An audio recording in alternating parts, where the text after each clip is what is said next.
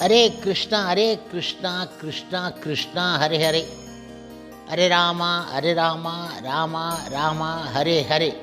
குட்டி கதைகள் 161. இதில் துளசிதாசர் அவரின் கதை காண்போம். முன்பு ஒரு சமயம், அதாவது துளசிதாசரின் காலம் அக்பர் பாதுஷாவின் காலமாகும்.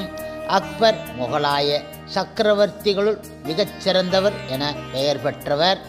அக்பர் இந்துக்களை ஆதரித்து வந்தவர் என்பது சரித்திர பிரசித்தம் ஆகும். அவருடைய சபையிலே ஆத்மா ராம் என்றொரு பிரதான மந்திரி இருந்தார். அவர் ஆத்ம ஞான விசாரணையில் பெரிதும் ஈடுபட்டவர். அவரது சிறந்த தபோ பலத்தால் அவருக்கு நன்மகனாக தோன்றியவர் கோஸ்வாமி துளசிதாசர் ஆவார். முழுமுதற் கடவுள் மற்றும் பரம புருஷ பகவான் ஸ்ரீ கிருஷ்ணனின் பக்தரான ஆத்மராம் சுவாமி கல்வி கேள்விகளில் சிறந்தவர், அரசியலில் நிபுணர், ஆழ்ந்து சிந்தித்து பல பெரும் செயல்களை செய்தவர்.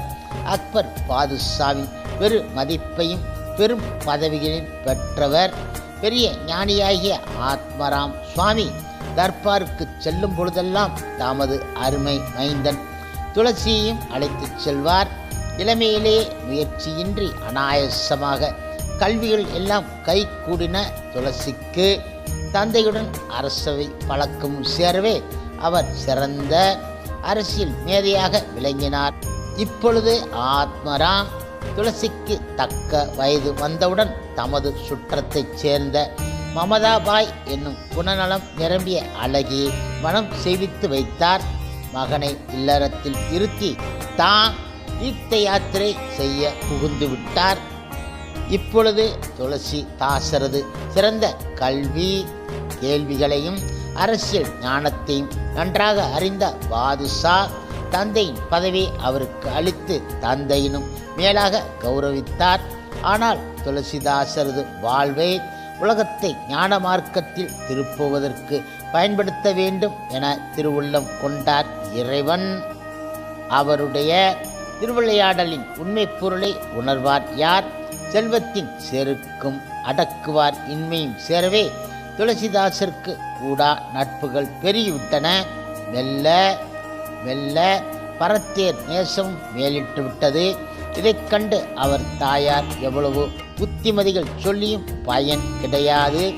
ஆகவே உண்மையான நண்பர் ஒருவர் மூலம் கணவருக்கு தன் மகனுடைய கூடா ஒழுக்கம் பற்றி சொல்லி அனுப்பினால் அது கேட்ட ஆத்மராம் நொந்த மனதுடன் வந்தார். மகனை நல் வார்த்தைகள் கூறி வேசிகள் நேசத்தில் இருந்து மீட்டு அழைத்து வந்தார். பிறகு அவர் துளசிதாசருக்கு என ஒரு சோலையிலே வீடு கட்டி கொடுத்து எல்லா வசதிகளுடனும் வாழ வழிவகுத்து கொடுத்தார். சில நாட்கள் நல்ல மதியோடு நடந்த துளசிதாசருக்கு மீண்டும் பழைய வாசனை பிடித்து விட்டது. ஆகவே டெல்லி மாநகரை விடுத்து தமது சொந்த ஊராகிய ராஜாப்பூருக்கு சென்று இருப்பதை கொண்டு வாழட்டும் என நினைத்து தனது மனைவியையும் மருமகளையும் அழைத்து, இனி அந்த மடையை காப்பது உங்கள் பொறுப்பு என கூறி நைமிசாரண்யம் சென்று விட்டார் ஆத்மராம்.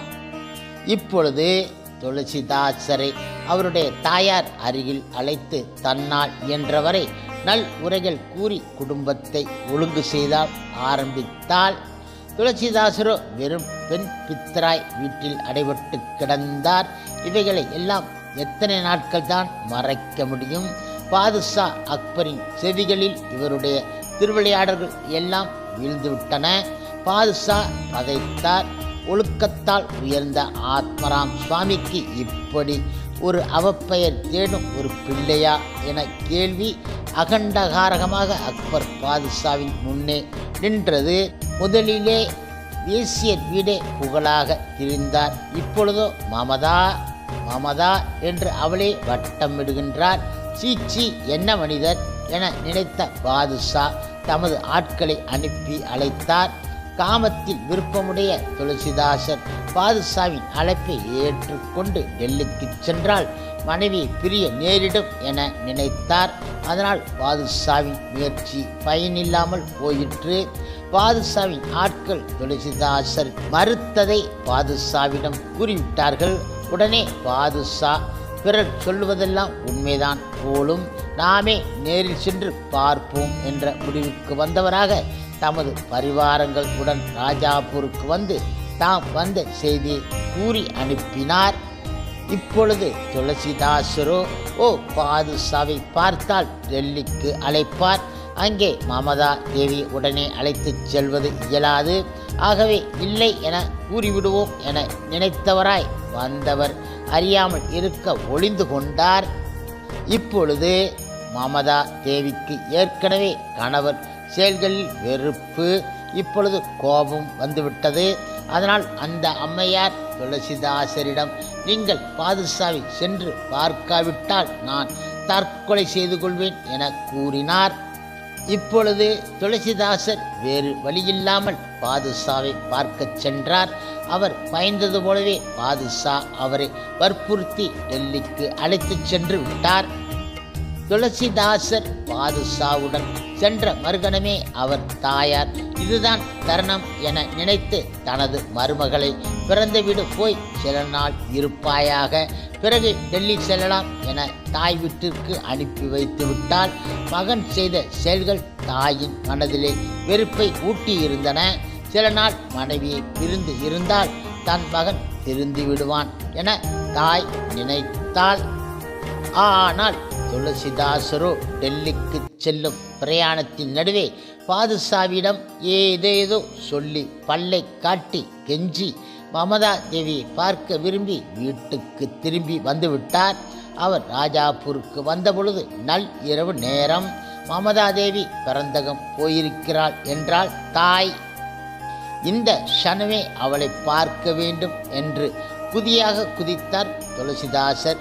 தாய்க்கு துக்கமும் கோபமும் மாறி மாறி வந்தன. தொலைந்து போவாயாக, நீயும் ஒளிந்து போ என கூச்சலிட்டாள் தாய். துளசிதாசருக்கு திருவருள் கிடைக்கும் காலம் நெருங்கிவிட்டது. உலக இச்சைகளில் அவருக்கு வெறுப்பை உண்டாக்க வேண்டும் என இறைவன் விரும்பினான். அதனால் அந்த இரவிலே இறைவன் சில அற்புதங்களை செய்தான். இப்பொழுது வானம் இருண்டு இருந்தது. கார்காலத்து மேகங்கள் குமுறி தூறலாக தூறிக்கொண்டு இருந்தன. சற்று நேரத்திற்குள் இடியும் மின்னலும் புயலும் தோன்றின. இவற்றுக்கெல்லாம் சிறிது சளைக்கவில்லை துளசிதாசர். அவரது காதல் மயக்கம் அச்சத்தை வென்றது. மமதாவின் கிராமமோ யமுனையின் எதிர்கரையில் இருந்தது. ஆற்றிலே பெருவெள்ளம் கரை புரண்டு ஓடிக்கொண்டு இருந்தது. ஆற்றின் இடையே ஒரு பிரேதம் மிதந்து கொண்டு இருந்தது.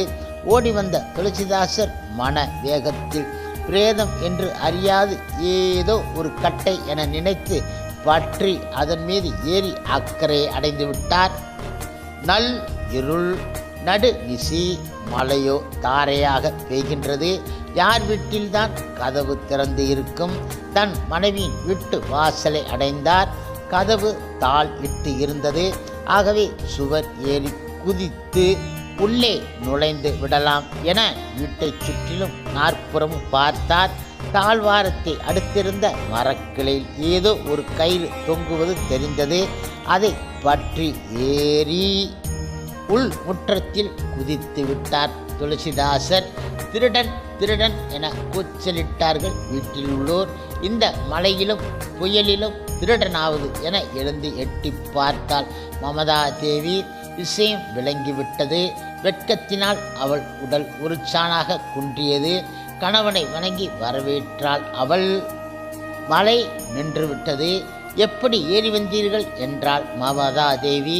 மரத்திலே ஒரு கயிறு இருந்தது என்றார் துளசிதாசர். என்ன மரத்திலே கயிறா? பார்ப்போம் என விளக்கை எடுத்துச் சென்று பார்த்தார்கள். துளசிதாசரை ஆட்கொள்ள விரும்பிய பகவான் பாம்பாக உருவெடுத்து மரத்தில் தலைகீழாக சுற்றி கொண்டு இருந்தான். துளசிதாசர் ஏறிய இடத்தில் குளிர் தாளாத ஒரு பெரிய நாகம் மரத்திலே சுற்றியபடி தலைகீழாக தொங்கிக் கொண்டு இருந்ததைக் கண்ட மமதா தேவியின் கண்களிலே கண்ணீர் துளிர்ந்து நின்றது. அடடா, ஏதை மனிதரே, இந்த அழியும் உடலின் மீது இவ்வளவு மோகமா? இந்த ஆவல், இந்த உறுதி, இவைகளிலே 100 பங்கை இறைவன்பால் வைத்தால் போதுமே. அதுதானே பிறவி பயன். அதை விட்டு கேவலம் இந்த ஊன் உடலுக்காக இப்படி ஓடி வந்து உள்ளீர்களே. வெள்ளமும் இடியும் புயலும் பாம்பும் இவையெல்லாம் ஒரு பொருட்டு கிடையாது. எனது குறிக்கோளை நோக்கி ஓடுகின்றேன் என ஓடி வந்தீரே. இந்த குறிக்கோள் கேவலம் ஒரு பெண்தானா? அந்த குறிக்கோள் இறைவனது திருவடியாக அல்லவா இருக்க வேண்டும் என துயரமும் விம்முதலும் நிறைந்த குரலில் கூறினாள் அவள். துளசிதாசருக்கு ஞான கண்கள் அப்பொழுது திறந்து விட்டன. ஓ, உலகில் தவறுகள் செய்தல் இயல்பு. அதை பிறர் கூறி தெரிந்து திருத்திக் கொள்ளும் தன்மை உள்ளவனே மனிதன் ஆவான். இதனால் தான் திருந்திய வாழ்க்கை மருந்திலும் இனிது என்ற முதுமொழியும் பிறந்து இருக்க வேண்டும். இல்லறத்தில் இருந்தே முக்தி பெறலாம், உலகை துறந்துதான் முக்தி பெற வேண்டும் என்பது கிடையாது என்ற கருத்துத்தான் நாம் முன்னோர்களுடைய உபதேசங்களிலே தெளிவாகின்றது. சட்டி சுட்டதும் கை விட்டதும் என்பது போல் அந்த நல் இரவிலே மனைவியின் சொற்களில், வெம்மையிலே மனைவியின் ஏக்கத்திலே அவருக்கு ஞானம் பிறந்து விட்டது, சித்தம் தெளிந்து விட்டது. ஓ, நீயே எனது சத்குரு என்று மனதில் நினைத்தவராக வீட்டை துறந்து வெளியேறிவிட்டார். அவர் திடீரென திரும்பிச் செல்வது கண்டு மமதாதேவி இது கோபமோ என நினைத்து பலவாறு வேண்டி தடுத்ததையும் கேளாமல் அவர் வெளியேறவே அவள் மூர்ச்சித்து விழுந்து விட்டாள். தனையன் திரும்பி வராதது கண்டு மறுநாள் தாயார் சம்பந்தி வீடு வந்தால் ஒட்டும் மலையிலே நடைபெற்றவர்களை கேட்டு அவரது தாய் உள்ளம் புலம்பியது. மகனை தேட ஆட்களை அனுப்பி தாம் வீடு வந்து சேர்ந்தாள். இப்பொழுது வீட்டை திறந்த துளசிதாசன் காசியை நோக்கி நடந்தார். அங்கே பல பெரியார்களை அண்டினார். பக்தி பெருக்கெடுத்து ஓடியது. வித்தனை போல் இறைவனது திருநாமத்தை பாடி ஆடி திரிந்தார். இந்த செய்தி கேட்ட தாய் தானும் காசிக்கு சென்று மகனை வீடு திரும்பும்படி வேண்டினாள். அவள் சொற்கள் அவர் செவியில் ஏற கிடையாது. சில நாட்களுக்கெல்லாம் ஆத்மராமா வீடு திரும்பிவிட்டார். தம் புதல்வனுடைய செய்திகள் கேட்டு இன்ப வாரிதியில் ஆழ்ந்தார். ஒழுக்கம் சிறிதுமற்ற தம் மகனை இறைவன் ஆட்கொண்ட விந்தியை நினைத்து நினைத்து அகங்குலைந்தார். காசிக்கு வந்து மகனை கண்டு ஆசி கூறி தம் கடமை முடிந்தது என உயிரை நீத்து விட்டார். அவருக்கு பின் வாழ விரும்பாத சதியாகிய அவர் மனைவியார் அவருடைய உடலுடன் தாமும் கங்கையில் குதித்து விட்டாள். அப்பொழுது அசரீரி, ஏ துளசிதாசா, உன் பெற்றோர்கள் ஈமக்கடனை முடிப்பாயாக, இன்னும் 12 ஆண்டுகள் தவம் செய்வாயாக என கூறியது. உடனே மமதா தேவி அழைத்து வந்து இல்லத்தார்க்கு உரிய முறைப்படி தாய் தந்தையருக்கு செய்ய வேண்டிய கடன்களை செய்து முடித்து தாமும் தவத்தை மேற்கொண்டு விட்டார். இப்பொழுது தவத்தில் ஆழ்ந்து இருந்த சமயம் ஒரு நாள் துளசிதாசருக்கு எதிரில் திடீரென ஒரு பூதம் தோன்றியது. அது அவருடைய திருவடிகளில் தூசியினால் தனது சாமம் நீங்கியதாக தெரிவித்து வணங்கி வழிபட்டு போயிற்று. இதன்பின் அவர் ஸ்ரீராமபிரானை தரிசிக்க பேராவல் கொண்டார். இறைவனை கணமும் மறவாத அனுமனது அருள் தமக்கு கிடைத்தால் ராமனது தரிசனம் எளிதில் கிடைக்கும் என்ற நினைப்போடு அவர் அனுமனை வழிபட தொடங்கினார். அப்பொழுது முன்வந்த பூதம் எதிர்வந்து அடுத்துள்ள தெருவிலே ஒரு பெரியவர் ராமாயணம் கூறுகின்றார். அதன் இனிமையிலேயே மயங்கிய மாருதி தினந்தோறும் கிள வேதியர் உருவில் வந்து கேட்கின்றார். நீங்கள் அங்கே சென்று அவரை பற்றி கொள்ளவும் என கூறி மறைந்து போயிற்று. நெடுநாள் காத்திருந்து ஒரு நாள் மாருதியாகிய கிள வேதியரை பிடித்து கொண்டார் துளசிதாசர். ஓ ஐயா, நீங்கள் எனக்கு அருள் செய்தால் அன்றி விடப்போவது கிடையாது என்றார். அனுமனான பிராமணரோ திமிரி கால்களை விடுவித்து கொண்டு திட்டியபடியே புராணிகரது வீட்டினுள் நுழைந்து விட்டார். இவரோ செய்வது அறியாது தாமும் உள்ளே நுழைந்து அவர் திருவடிகளிலே விழுந்து, தாங்கள்தான் மாருதி என அறிவேன், ஆட்கொள்ள வேண்டும் என்றார். அவர் கூட்டத்திலே புகுந்து மறைந்து போய்விட்டார். இப்படி பலமுறை அவர் ஏமாற்ற துளசிதாசரும் இவரை விடுவதாக கிடையாது என்ற உறுதியோடு ஒரு நாள் அந்த கிழவருடைய கைகள் இரண்டை சேர்த்து தமது உத்திரத்தினால் கட்டிவிட்டார். குடிந்தவருக்கு என்ன தெரியும்? ஓ ஐயோ பாவம், விருத்த பிராமணனை விட்டு விடுவாயாக என்றார்கள். இவர் மறுக்க இவர் கைகளை இழுத்து கொண்டு கிழவர் ஓடத் தொடங்கினார். அவருடன் ஓட முடியாமல் கீழே விழுந்து விட்டார் துளசிதாசர். என்றாலும் கைப்பிடி தளரவில்லை. ஆகவே இவரை இழுத்து கொண்டு அவர் ஓட இவரது உடல் முழுவதும் கல்லும் முள்ளும் குத்தி காயங்கள் ஏற்பட்டு விட்டன. அந்த நிலையிலும் கைகள் தளராத மன உறுதியைக் கண்டு மனம் கனிந்த அனுமான் தம் சுய உருவுடன் எழுந்து நிமிர்ந்து நின்றார். இப்பொழுது துளசிதாசரின் கண்களிலே ஆனந்த கண்ணீர் பெருக்கெடுத்து ஓடியற்று. மிகவும் அன்பும் பரிவும் கலந்த குரலில் மாருதி துளசிதாசரிடம் கேட்டார். ஓ அன்பனே, உனக்கு என்ன வேண்டும் கேட்பாயாக என்றார். எனக்கு ஸ்ரீ ராமபிரானை தரிசிக்க வேண்டும் என்றார் துளசிதாசர். ஓ அன்பனே, உன் உறுதிக்கு உவந்தேன். நீ வசிக்கும் தெருவிலேயே ராமபிரானை தரிசிக்கும்படி செய்கிறேன் என கூறி மறைந்து விட்டார் அனுமான். தவம் பலித்தது என அகம் மகிழ்ந்து வீடு சென்றார் துளசிதாசர். மறுநாள் அனுமான் ஸ்ரீ வைகுண்டம் சென்று துளசிதாசருக்கு தாம் வாக்களித்ததை கூறி சீதா லக்ஷ்மண அனுமான் சமேதராக வந்த இறைவன் துளசிதாசரை சோதிக்க நினைத்து கிளப்பக்கிரியாக நின்றார். இவரோ அதை கண்டுகொள்ளாமல் இன்னும் ராமபிரான் வர கிடையாது என கண்மூடி மௌனியாக அமர்ந்து வருந்தி கொண்டு இருந்தார். இறைவனோ இவரது மௌனம் கண்டு மறைந்து போய்விட்டார். சற்று நேரத்திற்கு பின்பு கண் விழித்த இவர் அங்கே ஆஞ்சநேயர் இருப்பது கண்டு ஓடிச் சென்று அவர் கால்களில் விழுந்தார். ஓ சுவாமி, என்னை ஏமாற்றி விட்டீர்களே, இது தகுமா என கெஞ்சி கேட்டார். அதற்கு அனுமாரோ கூறினார். ஓ பகவான், இப்பொழுது உன் கண்முன்னே கிளப்பக்கிரியாக வந்து நின்றார். நீ சிறிதும் கண்டுகொள்ளவில்லை. நான் என்ன செய்ய முடியும் என்றார் அவர். இப்பொழுது தமது மடமையை நொந்து கொண்டவராக மேலும் தியானத்தில் ஆழ்ந்தார் துளசிதாசர். முறையும் ஏமாற்றி மூன்றாம் முறையாக இறைவன் துளசிதாசருக்கு காட்சி கொடுப்பதாக கூற அது காசிவாசிகளிடையே பரவிவிட்டது. ஊரார் எல்லோரும் ராமபிரானது வருகை காண குழுமி விட்டார்கள். மாலை நேரம் ஆகிவிட்டது. மாடுகள் தங்கள் கழுத்திலே உள்ள மணிகள் ஒலிக்க வீடு திரும்பிக் கொண்டு இருந்தன. தீபங்கள் வரிசையாக ஒளி வீசிக்கொண்டு இருந்தன. புஷ்பங்களின் நறுமணமும் ஊதுபத்தி சாம்பிராணி இவைகள் இன்றும் எழும் சுகந்தம் முதலிய எல்லாம் ஒன்று சேர்ந்து அந்த இடத்தை புனிதமாக்கி கொண்டு இருந்தன. மடத்து வாசலிலே மிகப்பெரிய பந்தல். அதிலே மணமகன் வருவது போல சீதா லக்ஷ்மண பாரத சத்ருக்னர் புடைசூழ கால் நிலத்தோய நடந்து வந்து நின்றான் ராமபிரான். ஓ கண்டோம், ஓ கண்டோம், ஜெய சீதாராம் என ஒளிகள் வானவீதி முழுவதும் பரவின. அடியற்ற மரம் போல் தடாலென அவருடைய திருவடிகளிலே விழுந்தார் துளசிதாசர்.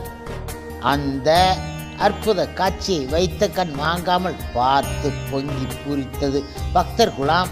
ஓ ராமா, ஓ ராமா, இப்பொழுதுதான் உள்மனம் கனிந்ததோ? ஓ எனது ஐயனே, என்னை ஆட்கொள்வீராக என மேலும் பேச வகையறியாமல் நெஞ்சம் தடுமாற, நாக்கு குளற, தொண்டை தளதளக்க, கண்ணீர் பெருக்கியவராக எழுந்து நின்றார் துளசிதாசர். ராமனும் சீதையும் ஒருவரை ஒருவர் பார்த்து கொண்டார்கள்.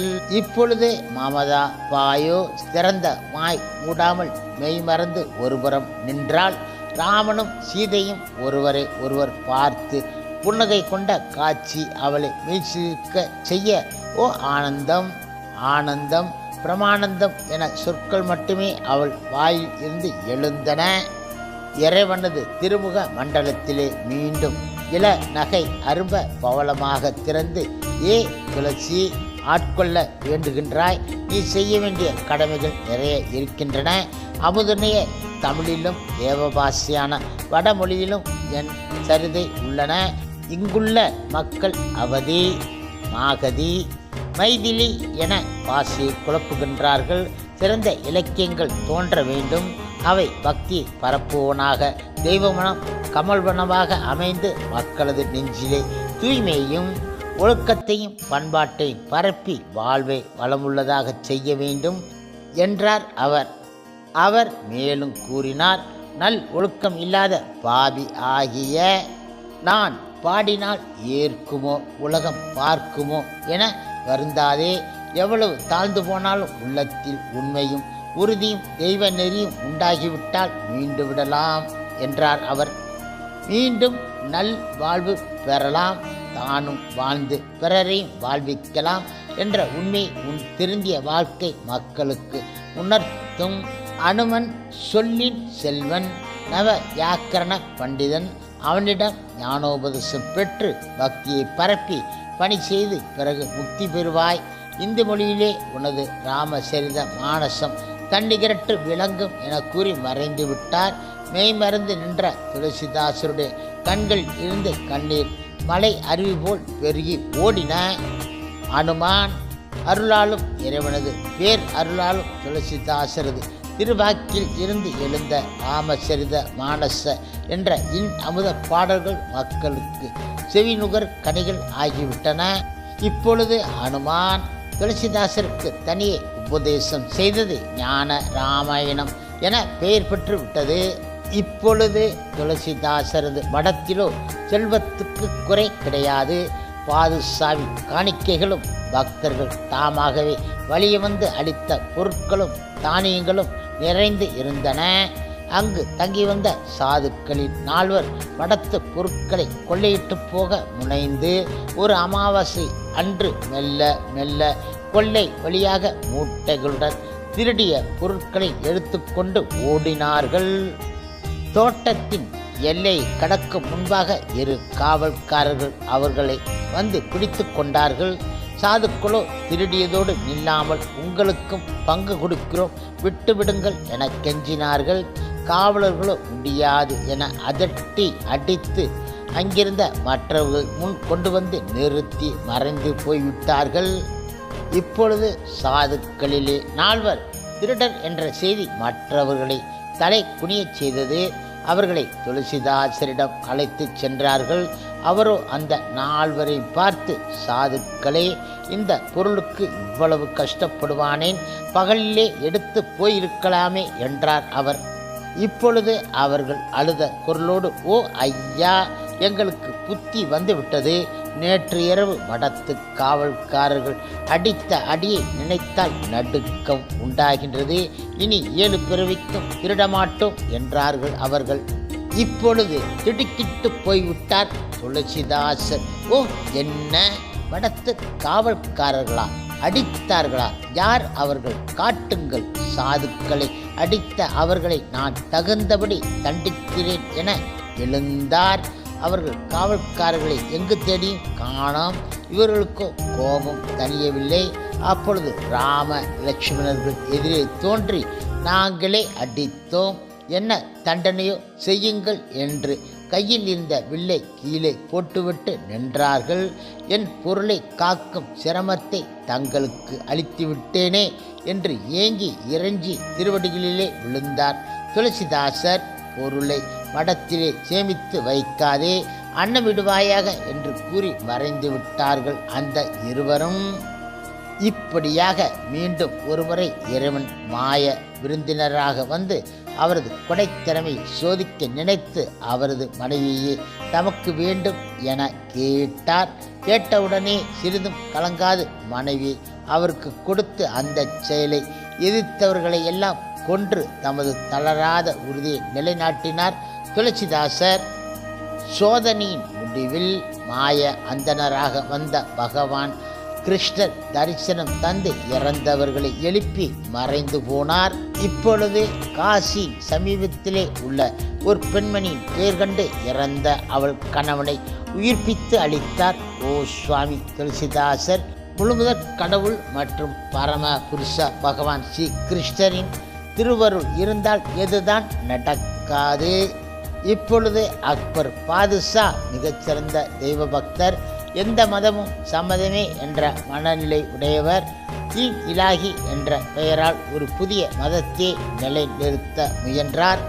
ஆத்மராம சுவாமிகள் இடம் இவர் எல்லையற்ற அன்பு பூண்டவர். துளசிதாசரது சிறப்பும் அவரோடு ஊராருக்கும் ஸ்ரீ ராமரை தரிசிக்கும் பேர் கிடைத்தது என்ற செய்தி கேட்டு ஆனந்தம் கொண்டு அவரை பார்க்க வந்து சேர்ந்தார். பாதுஷா காசி நகரிலே வாழ்ந்த முஸ்லிம்கள் தாமும் ராமனை காண வேண்டுமென விரும்பினார்கள். அக்பர் பாதுஷாவின் வரமும் ஒன்று சேர்ந்து விட்டது. அக்பர் தமது விருப்பமும் அதுவே என கூற அதற்கு துளசிதாசர் இறைவன் தாமாகவே அருள் செய்ய வருவாரே அன்றி நாம் அழைத்த பொழுது வருவாரா? அப்படி வர மாட்டார் என்றார் அவர். அப்படி அழைப்பது அபச்சாரம் என்றார் அவர். ஆனால் இதை அந்த முஸ்லிம்கள் நம்பாமல் இவன் வெறும் புரட்டுக்காரன், ஊரை ஏமாற்றி வாழ்கின்றான் என கூறி அவரை துன்புறுத்தினார்கள். இப்பொழுது வேறு வழியில்லாமல் அனுமனை துதித்தார் துளசிதாசர். அவ்வளவுதான். கிள கிள என்ற ஒளியுடன் ஒரு பெரும் குரங்கு கூட்டம் வந்து முஸ்லிம்கள் அனைவரையும் விரட்டி கடித்தது. பிழைத்தால் போதும் என்று முஸ்லிம்கள் ஓடிவிட்டார்கள். பாதுஷாவோ திகைத்து துளசிதாசரிடம் வந்து இது என்ன என்றார். துளசிதாசரோ நீங்கள் விரும்பிய ராம தரிசனம் கிடைக்கப் போகின்றது. அதன் முதல் படி ராமருடைய சேனைகளில் 1000 பங்கு வந்து உள்ளன. பாக்கி சேனைகளும் வந்த பின்னர் ராமர் வருவார் என்றார். ராம தரிசனம் கிடைக்காவிட்டால் போகிறது, எங்கள் பிழை பொறுத்து அருள வேண்டும் என பாதுஷா வேண்டிக் கொண்டார்.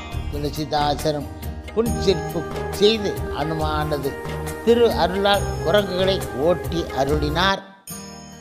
இப்பொழுது அக்பர் பாதுஷா சில நாள் அங்கே தங்கினார். துளசிதாசருடைய அருமையான கவிதைகளையெல்லாம் அவர் வாக்கினாலே பாடக்கேட்டு மெய்மறந்தார்.